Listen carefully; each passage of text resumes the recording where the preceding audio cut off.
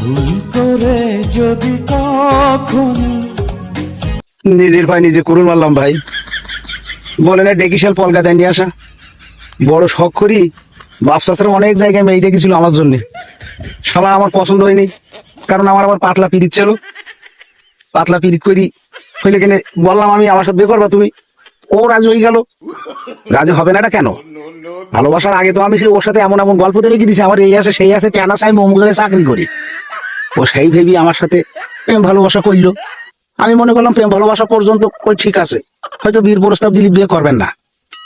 তা শালা যেই বিয়ের প্রস্তাব দিয়েছি ও তো রাজি, কারণ দেখছে এত সুন্দর ছেলে তোর হাত ছাড়া করা যাবে না। খুব একটা চিন্তায় পড়ে গেছি আমি। চিন্তায় পড়ে যাওয়ার পর বিয়ে আমি করলাম। বিয়ে করি বললাম বাড়িতে মানবে না।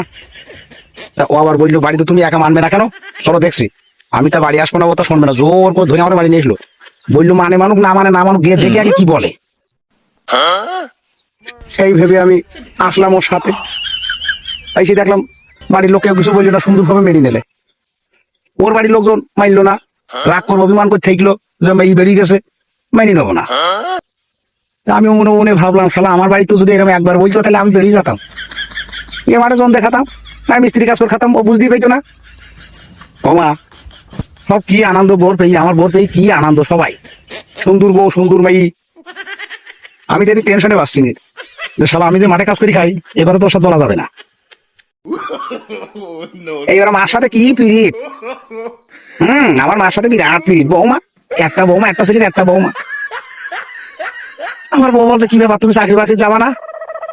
আমি বললাম না, তোমার বিয়ে করার পর থেকে চাকরি করতে ভালো লাগবে না, বাইরে থাকতে ভালো লাগবে না, আমি আর যাবো না, বাড়ি থাকবো। বেশ ভালো কথা।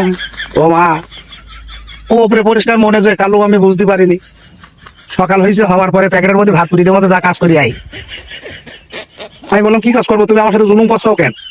বললো জুলুম না তো কাজে যা করছি, কাজে যা। তখন বাঘিনী রূপ ধারণ করেছে। সে কি রূপ দেখে আমি ভয় পেয়ে গেলাম, প্যাকেট টানে বাইরে গেলাম, ঢালাই কাজে চলে গেলাম, আর শুরু করলাম, বাড়ি আসলাম। বাবা রে বাবা, তাও ওর মন করলো না, নরম না মন, কি কঠোর মন ওর। নীরবে নিঃসন্তায় আমি সংসার করে যাচ্ছি আমি ওর সাথে এখনো পর্যন্ত। আস্তে আস্তে করে আমার একটা বাচ্চা হইলো, অশান্তির কারখানার কাছে আমার একটা বাচ্চা হইলো। হওয়ার পরে বাচ্চাটা আস্তে আস্তে বড় হইলো, বাচ্চার উপর কি জুলুম নির্যাতন করে ও। একদিন আমার বাচ্চা আমার কাছে যাব বাবা, আজ কি বলছে তুমি এই মহিলা বিয়ে করেছো কেন? আমি এই মহিলা কিটা? বলছে আমার মা। আজ মান্না করার কথা বলতে নেই।